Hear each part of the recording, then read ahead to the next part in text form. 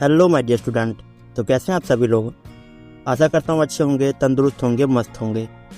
तो जैसा कि आप सब लोग जानते ही हैं, मेरा नाम नंदन है और आज हम पढ़ेंगे क्लास 9th का साइंस का चैप्टर नंबर 1, जिसका नाम है हमारे आसपास के पदार्थ। और गाइस, ये वीडियो हमारे सीरीज का सेकंड वीडियो होने वाला है और इस चैप्टर का पार्ट 2 होने वाला है। इससे पहले ही हमने पार्ट 1 वीडियो को बनाकर अपने यूट्यूब चैनल में डाल रखा है। अगर आपने नहीं देखा है तो मैं ऊपर आई बटन पर या फिर नीचे डिस्क्रिप्शन बॉक्स में उन वीडियो का लिंक दे दूंगा, आप वहां जाकर देख सकते हैं। और गाइस, जैसा कि मैंने आपको पार्ट 1 में बताया था कि हमारा पूरा सीरीज जो है वह हिंदी मीडियम होने वाला है। अगर आपने हमारा ये पूरा सीरीज यानी कि फर्स्ट वीडियो से लेके और एंडिंग तक पूरा बिना स्किप किए देखेंगे तो आपको 9th क्लास का जो साइंस है इस पूरे बुक में से कोई भी डाउट्स नहीं रहेंगे। और गाइस, जैसा कि मैंने अभी आपको बताया कि ये जो वीडियो है ये हमारा फर्स्ट चैप्टर का पार्ट 2 होने वाला है। और मेरा वादा है आपसे, अगर आप हमारा ये वीडियो पूरा एंड तक बिना स्किप के देखेंगे तो आपको इस वीडियो में कोई भी डाउट्स नहीं रहेंगे। तो एक बार फिर स्वागत है आपका हमारे यूट्यूब चैनल सौर विद्या में। तो चलिए बिना कोई देरी के वीडियो को शुरू करते हैं। देखिए, सबसे पहले हम क्या देखेंगे, पदार्थ। यानी कि विश्व में प्रत्येक वस्तु जिस सामग्री से बना हुआ है उसे पदार्थ कहा जाता है। और हमारे आसपास विद्यमान हर वस्तु में पदार्थ है।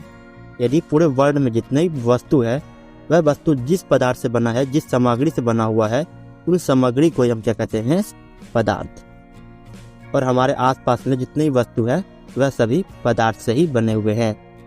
पदार्थ स्थान घेरता है और इसका द्रव्यमान होता है। यानी पदार्थ स्थान यानी एरिया भी घेरता है और इसका द्रव्यमान भी होते हैं। अब देखिए आगे क्या बता रहे हैं, कणों के भौतिक गुण। यानी कि कण जो होते हैं, पदार्थ के कण, उनके कुछ भौतिक गुण हैं। और वो क्या बताया है, पदार्थ के कण अत्यंत छोटे होते हैं। यानी कि जो पदार्थ है उनका कण बहुत ज़्यादा यानी कि अत्यंत छोटे होते हैं। चलिए अब हम देखते हैं कण के अभिलक्षण गुण के बारे में। देखिए क्या कह रहा है, पदार्थ के कण निरंतर गति करते रहते हैं। यानी मैंने आपको बताया जो पदार्थ के कण है वह काफ़ी ज़्यादा छोटे होते हैं और ये क्या होता है, आपस में गति करते रहते हैं। यानी पदार्थ कण हमेशा गतिज अवस्था में होती है। आगे देखिए क्या कह रहा है, तापमान बढ़ने से कणों की गतिज ऊर्जा बढ़ जाती है। यानी टेम्परेचर अर्थात तापमान बढ़ेगा तो कणों के बीच जो गतिज ऊर्जा है वह भी बढ़ जाएगी। दूसरा पॉइंट क्या है, पदार्थ के कणों के बीच रिक्त स्थान होते हैं। यानी जो पदार्थ के जितने भी कण होते हैं उनके बीच रिक्त स्थान होते हैं। एग्जाम्पल के लिए चाय, कॉफ़ी या नींबू पानी इत्यादि। यानी कि जो हमारे पदार्थ कण, जैसे एग्जाम्पल क्या बताया, चाय। आपको पता होगा जो हमारा चाय है, चाय कैसे बनता है, आपको पता होगा कि हम चाय बनाने के लिए दूध, चीनी और चायपत्ती का इस्तेमाल करते हैं। तो जब हम दूध में चीनी मिलाते हैं तो आप नोटिस किए होंगे कि जो हमारा दूध का स्तर है वह चीनी मिलने के बाद भी ऊपर की ओर नहीं बढ़ता। अर्थात जितना दूध पहले था उतना ही दूध चीनी मिलाने के बाद भी होता है। क्यों?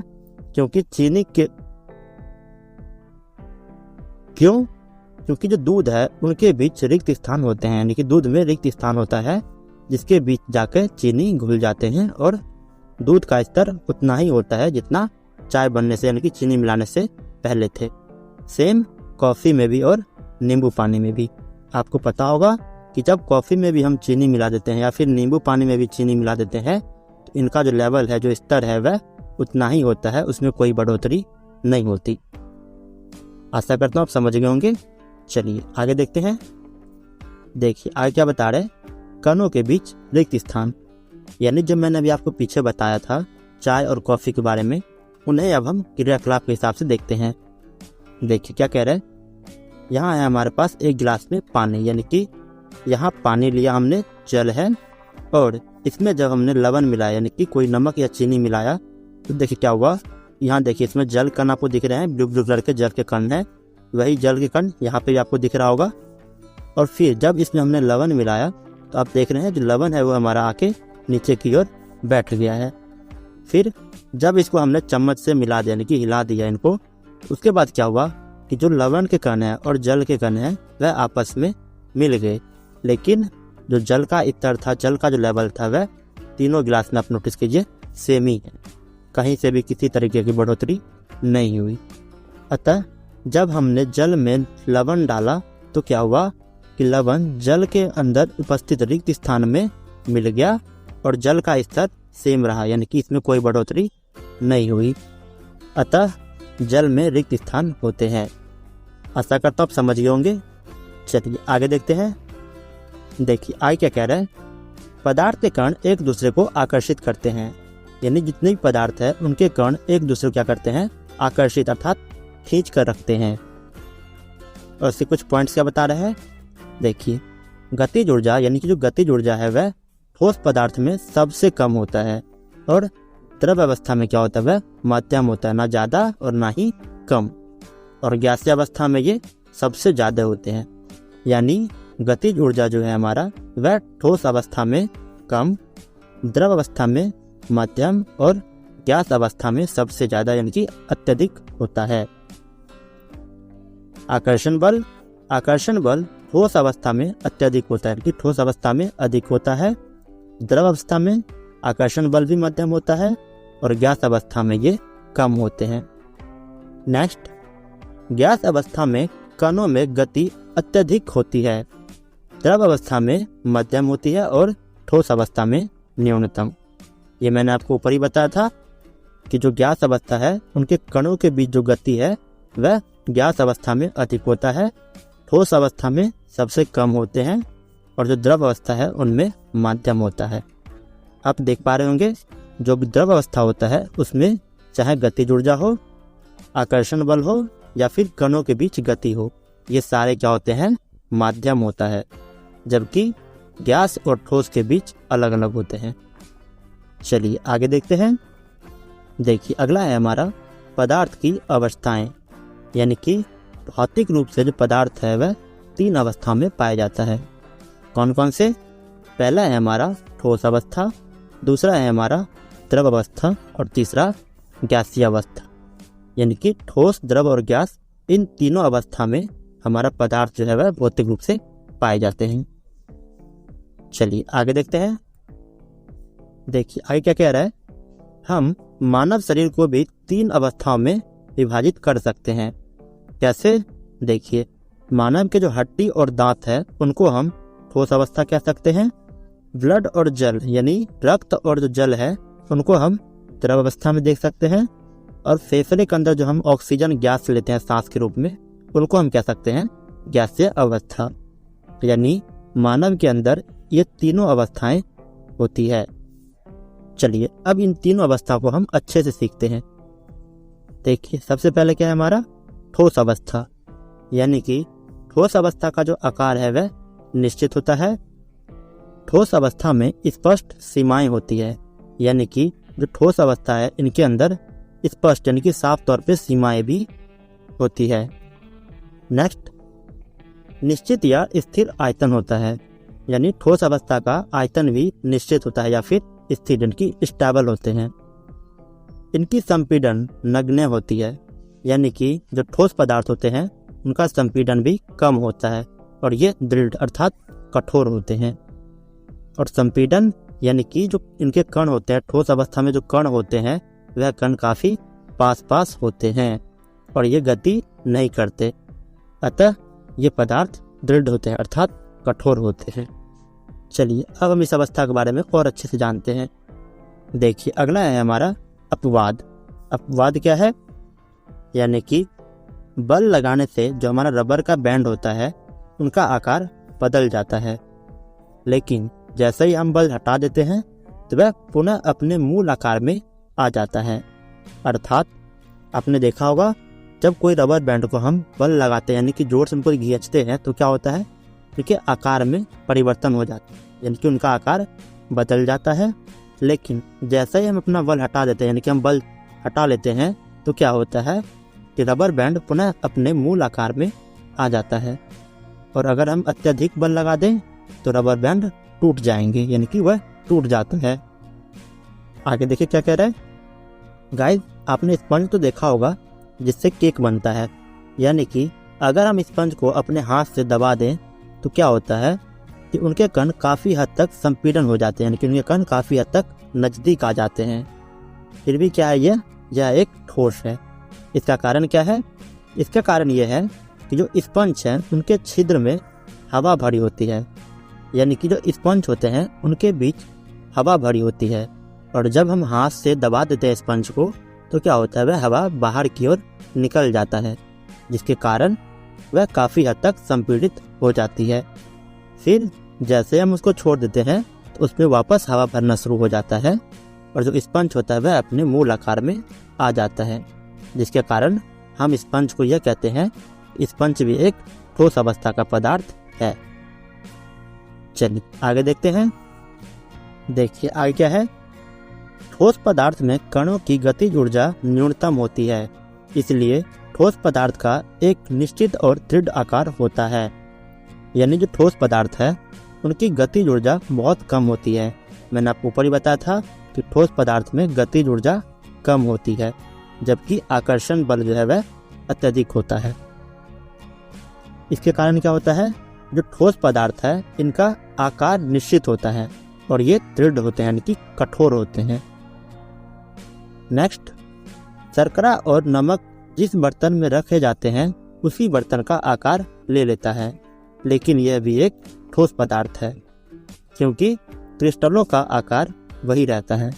अर्थात जो शर्करा होती है और नमक, ये क्या होता है, इनको हम जिस बर्तन में रख दे वह उसी बर्तन का आकार ले लेता है, बट इसके बावजूद भी ये दोनों क्या है, एक ठोस पदार्थ है।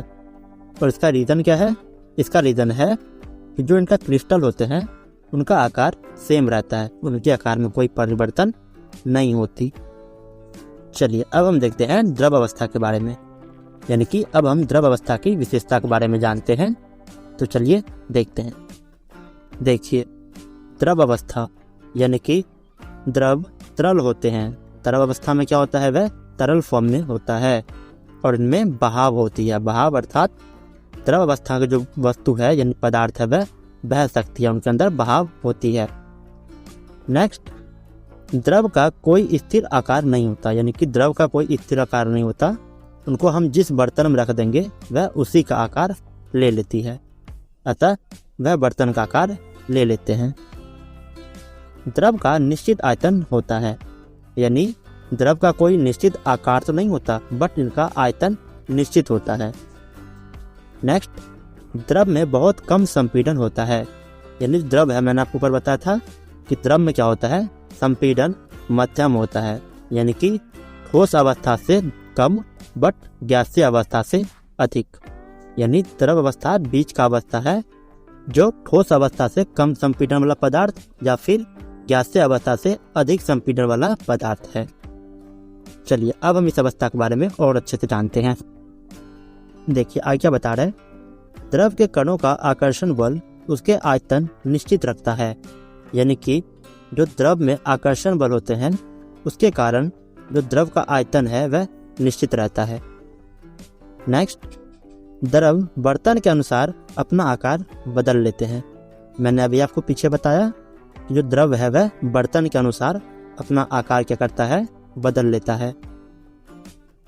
गैसें जैसे ऑक्सीजन, कार्बन डाइऑक्साइड पानी में विचरण करती है और पौधे व जीव पानी में घुले ऑक्सीजन के कारण पानी में सांस ले पाते हैं। यानी कि जो हमारा जल है, जल में ऑक्सीजन और कार्बन डाइऑक्साइड की मात्रा होती है, जिसके कारण पौधे और जलीय जीव सांस ले पाते हैं और वे जिंदा रहते हैं। नेक्स्ट, द्रव अवस्था में विचरण अधिक होता है और ठोस अवस्था में कम। देखिए विचरण और संपीड़न के बीच फर्क क्या है। विचरण तब होता है जब कणों के बीच यानी कणों के बीच गैप है वह अधिक हो, तब हम कहते हैं कि ये विचरण है, और जब कणों के बीच गैप यानी कि बहुत कम हो तो उसको हम कहते हैं संपीड़न। अर्थात जो ठोस अवस्था है इसमें संपीड़न अधिक होता है, यानी कि कणों के बीच गैप नहीं होते, और जो द्रव अवस्था है इसमें विचरण अधिक होता है, अर्थात कणों के बीच में गैप होते हैं, लेकिन गैसीय अवस्था से कम बट ठोसीय अवस्था से ज़्यादा। गाइस, अब तक हमने ठोस और गैस अवस्था के बारे में पढ़ा, अब हम पढ़ते हैं गैसीय अवस्था के बारे में। चलिए देखते हैं। देखिए अब हम सीखते हैं गैसीय अवस्था के बारे में, यानी कि गैस में बहाव जो है वह अधिक होता है, अर्थात गैस के जो कण है उनके बीच बहाव काफ़ी ज़्यादा अधिक होता है। यानी गैस को आप छोटे बर्तन में रखिए या बड़े बर्तन में, वह पूरी तरह से उस बर्तन में फैल ही जाएगा। रीज़न कि इनके कणों के बीच बहाव अधिक होता है। अगला, गैसों में संपीड़न अधिक होता है, अर्थात जो गैस के कण होते हैं इनके बीच रिक्त स्थान अधिक होते हैं। यानी इनके कण जो है उनके बीच रिक्त स्थान काफ़ी ज़्यादा होता है, क्योंकि ये आपस में दूरी दूरी में होते हैं। आगे, गैस में कोई निश्चित सीमाएं नहीं होती। यानी गैस में जो है उनकी कोई निश्चित सीमा नहीं होती। इनको आप छोटे बर्तन रखें या बड़े बर्तन में, ये पूरी तरह से उसमें फैल ही जाएंगे। गैस में कोई निश्चित आकार नहीं होता। यानी गैस का क्या है, कोई निश्चित आकार नहीं होता। आप जिस बर्तन में रख देंगे वह उसी बर्तनों का आकार ले लेगा। गैस में कोई निश्चित आयतन भी नहीं होता। यानी गैस का कोई निश्चित आयतन भी नहीं होता है। चलिए अब इस अवस्था के बारे में हम डीपली जानते हैं। देखिए आगे क्या बता रहे हैं। गैस के कण इधर उधर घूमने के लिए पूर्णतः स्वतंत्र होती है। यानी जो गैस के कण है वह पूरी तरह से स्वतंत्र होती है इधर उधर घूमने के लिए। यानी गैस के कण कभी इधर कभी उधर घूमते ही रहते हैं। नेक्स्ट, गैस का कोई निश्चित आयतन नहीं होता। ये मैंने आपको पीछे बताया, जो गैस है उसका कोई निश्चित आयतन नहीं होता।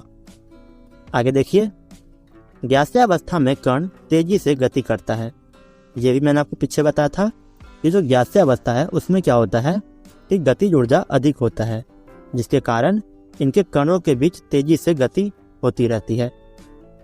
इसी कारण कण आपस में और बर्तन की दीवार से टकराते हैं और बर्तन की दीवार पर गैस के कण द्वारा प्रति इकाई क्षेत्र पर लगे बल के कारण गैस का दबाव बनता है। यानी कि जो हमारा सिलेंडर होता है वो कैसे भरते हैं, देखिए जब हम उसमें भरते हैं गैस तो क्या होता है कि जो गैस के कण होते हैं वह बर्तनों से, बर्तन का जो दीवार है यानी कि गैस का जो दीवार होता है गैस, उससे टकराकर और एक दूसरे से कण टकराते हैं और टकराने से क्या होता है तो उनके बीच दबाव बढ़ जाता है और दबाव बढ़ने के कारण हमारे सिलेंडर के बीच में गैस भर पाता है। अर्थात ये जो कण है वह आपस में टकराते रहते हैं और टकराने के कारण क्या होता है, ये नीचे आते रहते हैं और भर जाते हैं। फिर इसी गैस का इस्तेमाल हम घर में या फिर बड़े बड़े गाड़ियों को खींचने में करते हैं। आशा करता हूँ समझ गए होंगे। तो गाइस इसी के साथ साथ आपका ये वीडियो पूरी तरह से कंप्लीट होता है। आशा करता हूँ आपको पसंद आया होगा।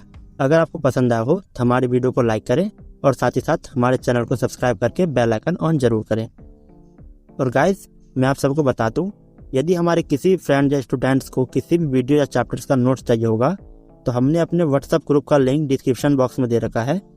वहां जाकर आप हमारा व्हाट्सएप ग्रुप ज्वाइन कीजिए और हमसे संपर्क कीजिए, हम आपको नोट्स प्रोवाइड कर देंगे। तो मिलते हैं किसी और नई वीडियो में, तब तक के लिए नमस्कार।